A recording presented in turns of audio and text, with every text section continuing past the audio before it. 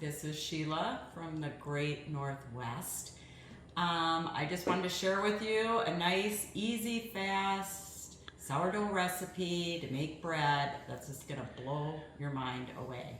A friend of mine gave me this recipe and some starter, and I made a loaf of bread, and I just couldn't believe how delicious and everything it was. So I'm gonna share with you how easy it is with the price of bread and everything going up to make your own at home. You are not gonna believe this. Anyways, I got the first part of it kind of out here to show you how to start. What you need is 1.5 cups warm water, and just pour it in your bowl. This is my starter. I had fed it last night and a little bit this morning. It's nice and bubbly. You want to make sure you have nice bubbly starter to go in. The recipe calls for your preference, 1/4 cup to 1/2 cup. I kind of like doing a nice heaping 1/2 cup. Pour it in.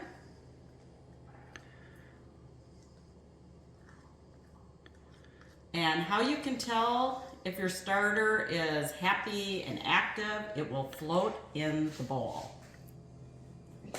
And that is floating in the bowl perfectly. I then take 1.5 teaspoons of sea salt, fine grind sea salt. There's 1.5. Get a spoon.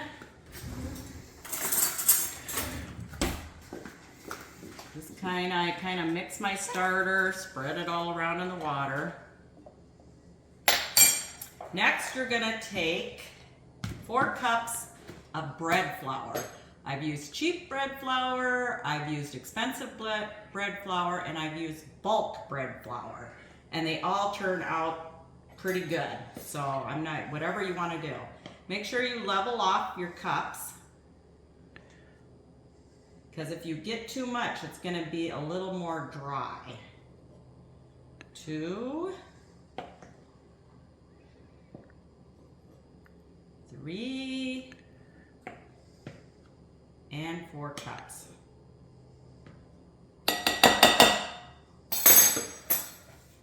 After that, you're going to just stir this up.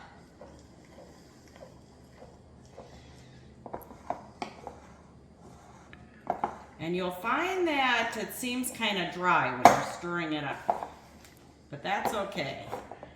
You don't want it too wet or it won't rise properly. I usually initially start with a spoon and then go with my hands. I did wash my hands before I started. And just kind of make sure you get all the flour off the sides, and you're basically kind of mixing up the starter with the flour and the salt. You're not really kneading. I'm just kind of mixing so that it all sticks together. And it'll kind of look like this. Nothing fancy, just mixed up. And that's that. And all you have to do now, I put a saran wrap, which I will get after I wash my hands, and put it over your bowl and let it sit either overnight if you do it at night, or if you make it in the morning, all day until the evening. I'll show you, I'll come back and show you what it'll look like. Hi everybody, it's been about 10 hours, and I actually did a 8-mile hike during this time of rising on Dog Mountain in Washington, if anybody's familiar with that. Awesome hike, flowers are perfect. But right now, I want you to look at my bread, or my dough, I should say. It has rose, about 10 hours. This is what it looks like. I'm gonna show you at this point what we do. I use just a little bit of flour on my counter. Make sure your counter is clean. I kind of push it away to one side just so I can dip my hands in it. At this point, you're just gonna take your dough out of the bowl. And it is coming out of the bowl pretty darn easy. Throw it on the counter. Make sure your hands are floured And what you're gonna do is you're just gonna push it to the center, go all the way around.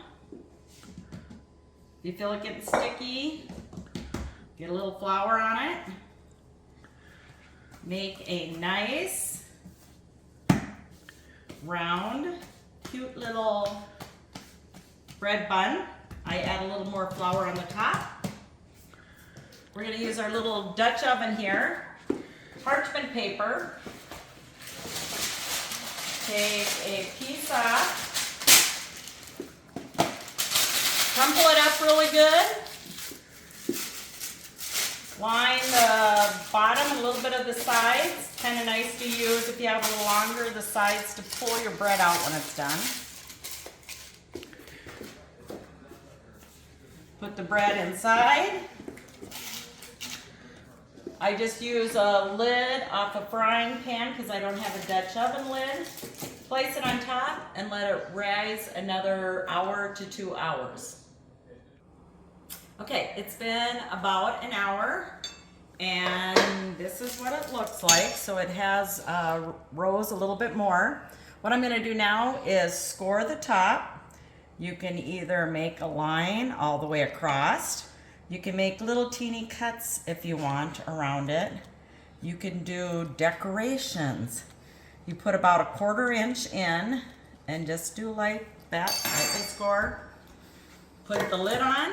I've preheated my oven to 500 degrees. What you want to do is turn it down to 400 or 450 and put it in. The 500 is just, I think, to heat up the pan.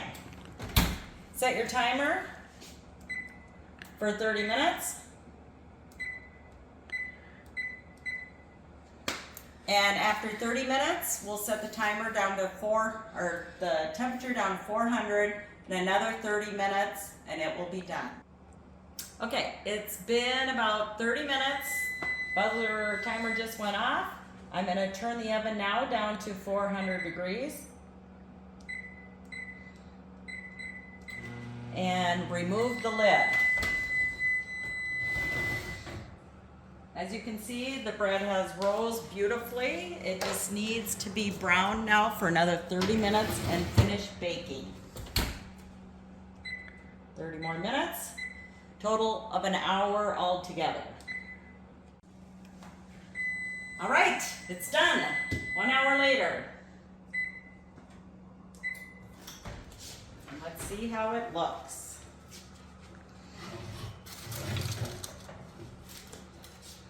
Ooh.